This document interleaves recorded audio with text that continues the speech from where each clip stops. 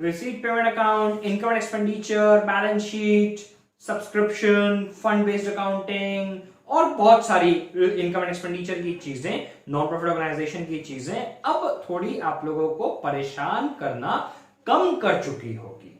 चलिए आज की क्लास में हम लोग आगे बढ़ेंगे और आगे बढ़ करके जो फुल फ्लैश अकाउंटिंग के क्वेश्चंस होते हैं नॉन प्रॉफिट ऑर्गेनाइजेशन के, उनको किस तरह से सॉल्व किया जाता है, उन क्वेश्चंस के बारे में हम समझेंगे।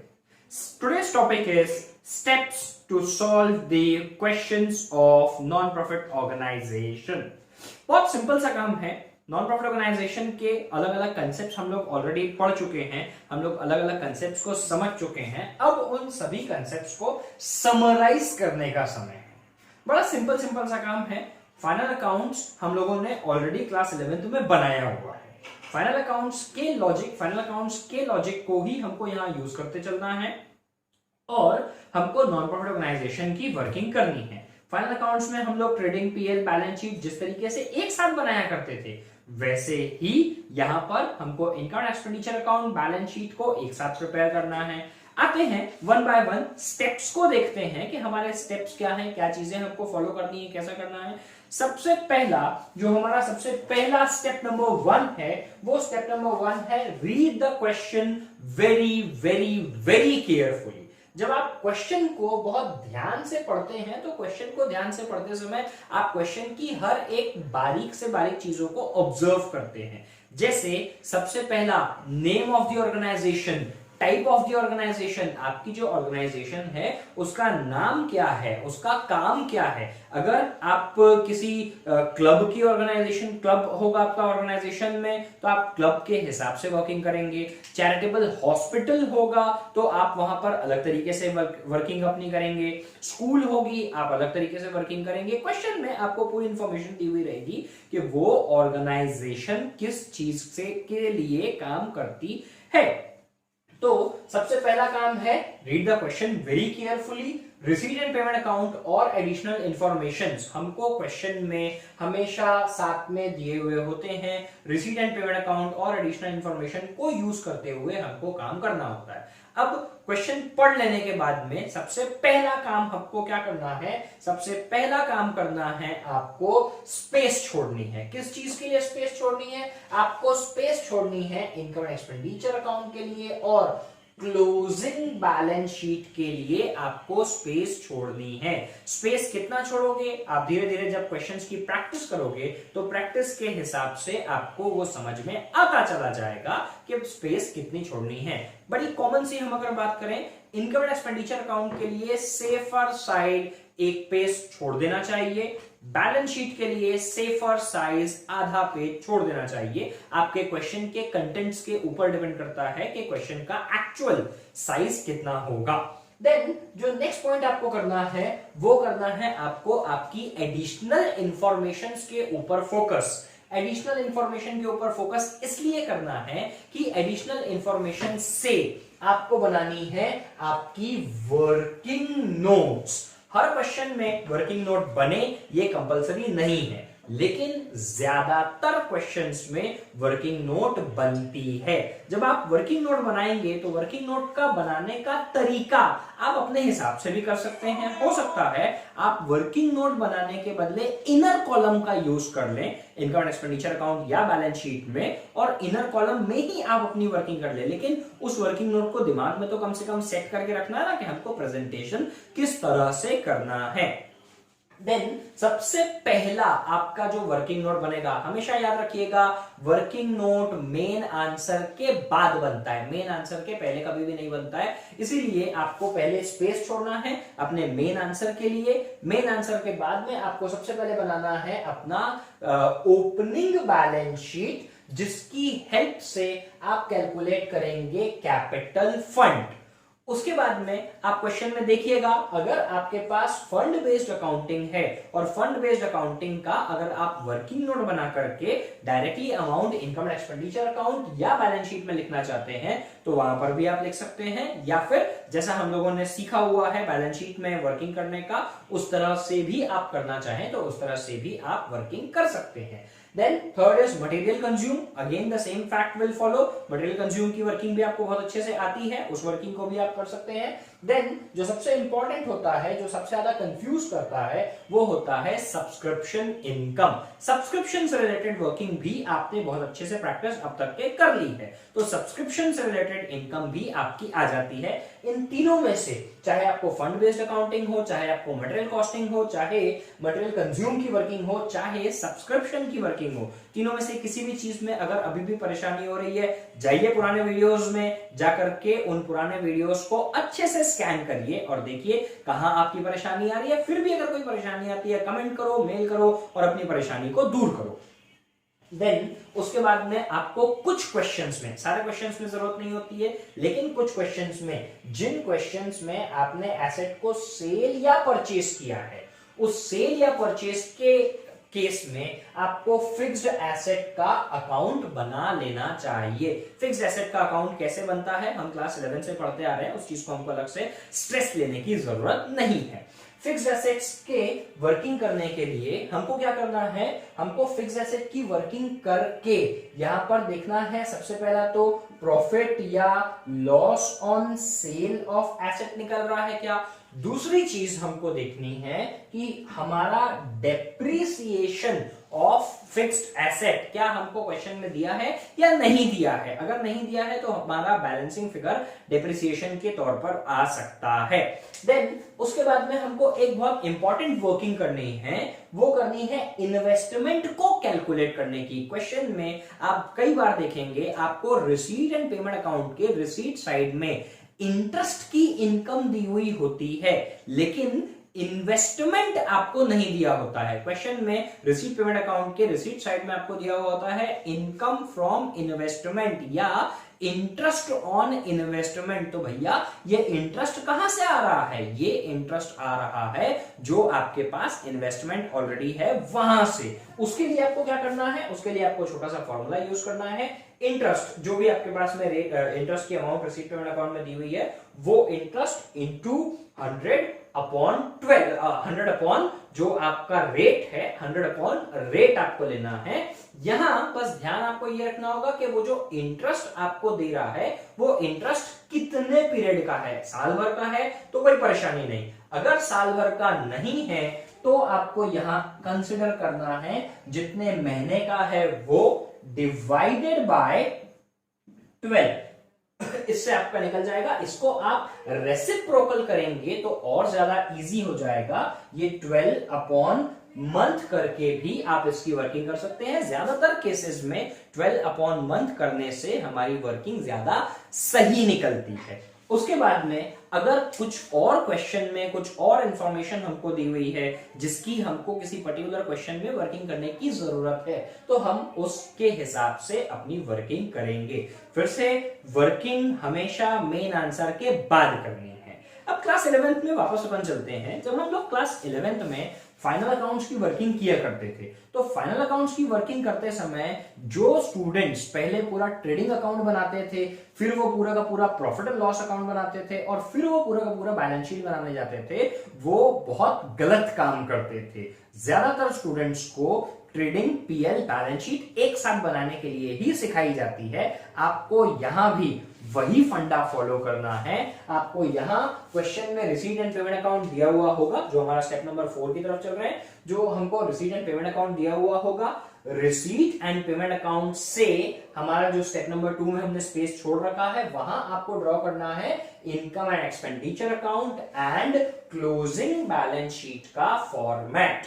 वहां आपने फॉर्मेट ड्रॉ कर दिया। अब ध्यान रखना है कि रिसीट एंड पेमेंट अकाउंट से, रिसीट साइड से, डेबिट साइड से जितनी भी चीजें आपको रिसीव हुई हैं, उनमें से ज्यादातर चीजें आपकी इनकम को रिफ्लेक्ट करेंगी।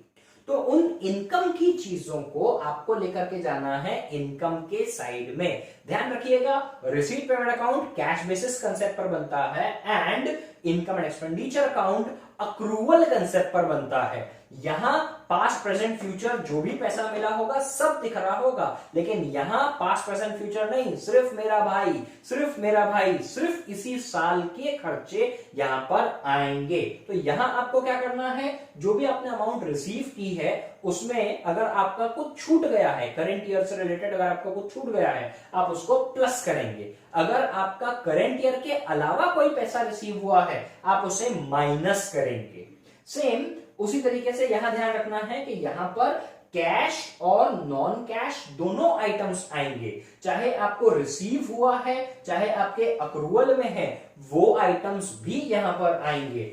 ध्यान रखिएगा, profit on sale of asset तरह की कुछ अगर चीजें हैं तो वो भी यहां पर आएगी। इन्वेस्टमेंट के बारे में हम लोग बात कर रहे थे कि इन्वेस्टमेंट से हमको इनकम मिलती है, तो वो जो इनकम मिल रही है वो भी यहां आएगी, कुछ अक्रू बेसिस पर है वो भी यहां आएगी। उसके बाद में डेबिट साइड का ध्यान रखना है।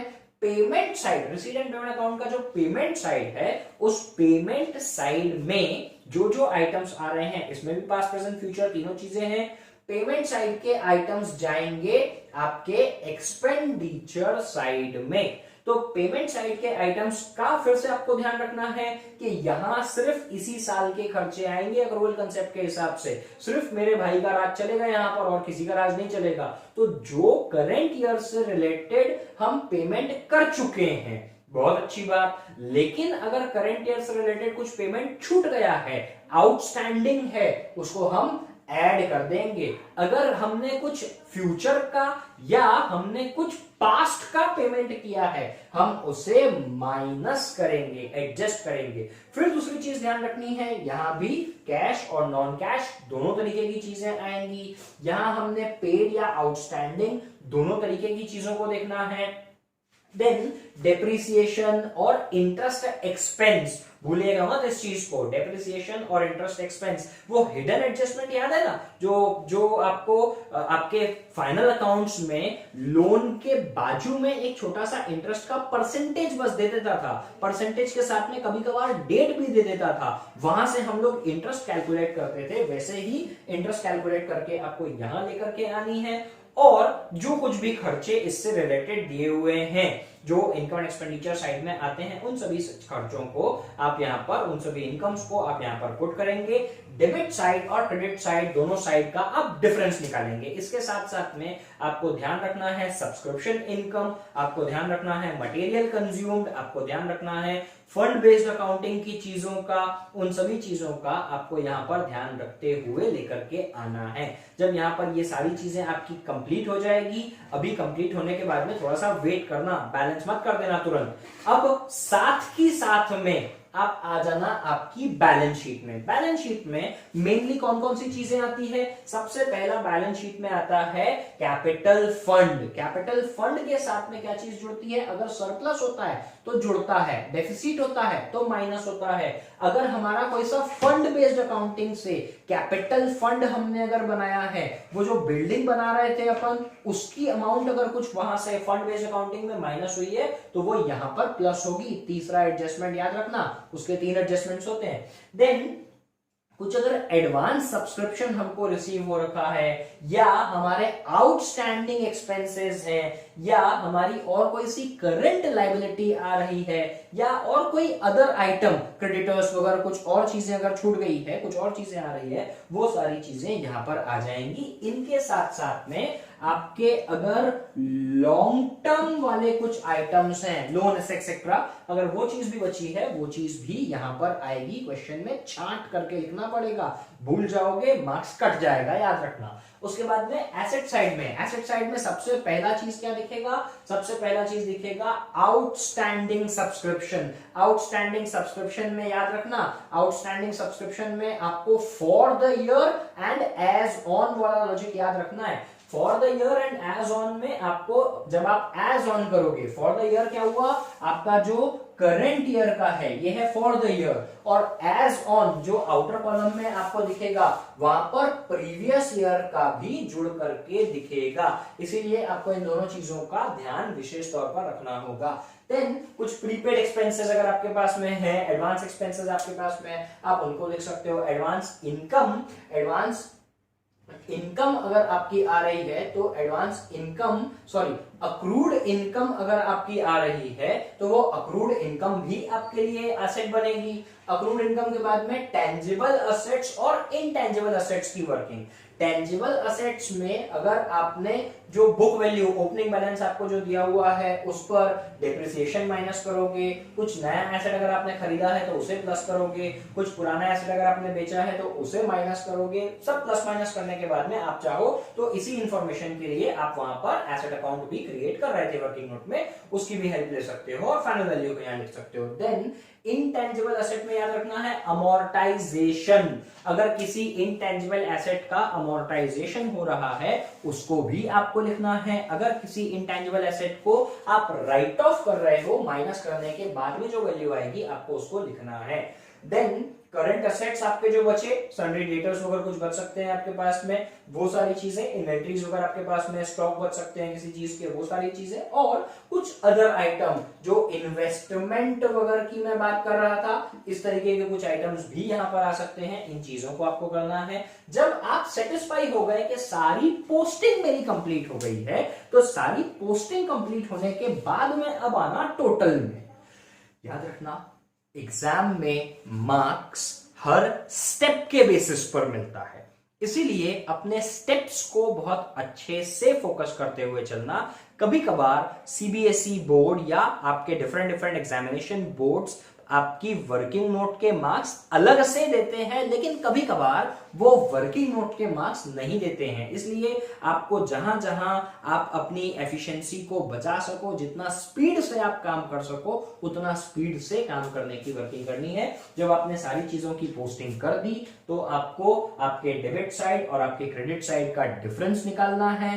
डेबिट साइड और क्रेडिट साइड का डिफरेंस जब आप निकाल लोगे तो अगर आपकी इनकम ज्यादा है और एक्सपेंसेस कम है तो बैलेंसिंग फिगर आएगा सरप्लस। अगर आपके एक्सपेंसेस ज्यादा है और इनकम कम है तो आएगा डेफिसिट। दोनों में से बट नेचुरल कोई एक चीज आएगी। सरप्लस या डेफिसिट दोनों में से जो भी आएगा वो चला जाएगा कैपिटल फंड में, प्लस या माइनस हो जाएगा। उसके बाद में जो भी आपकी चीजें हैं उन सभी चीजों को आप कंप्लीट करोगे। ध्यान रखना है कि एसेट जो आपका इनकम एक्सपेंडिचर अकाउंट है उसका भी टोटल करके आपको क्लोज करना है। ध्यान रखिएगा दोनों साइड का टोटल पैरेलल लाइंस पर सेम अमाउंट से क्लोज होगा और नीचे से डबल लाइन लगा करके क्लोज होगा।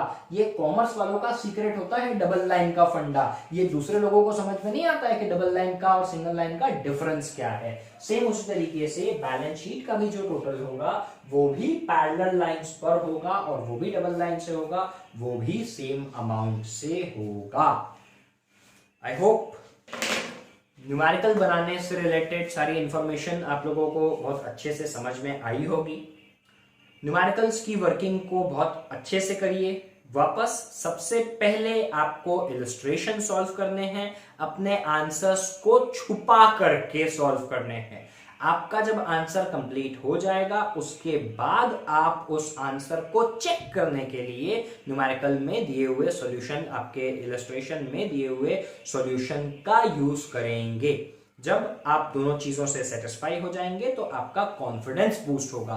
बीच बीच में आंसर देखने की हैबिट मत रखना, ये बड़ी गंदी आदत होती है। और किसी परेशानी के लिए और किसी हेल्प के लिए कमेंट करिएगा, सब्सक्राइब करिए चैनल को, अपने फ्रेंड्स के साथ में शेयर करिए और वीडियो को लाइक करिए। Thank you, thanks a lot.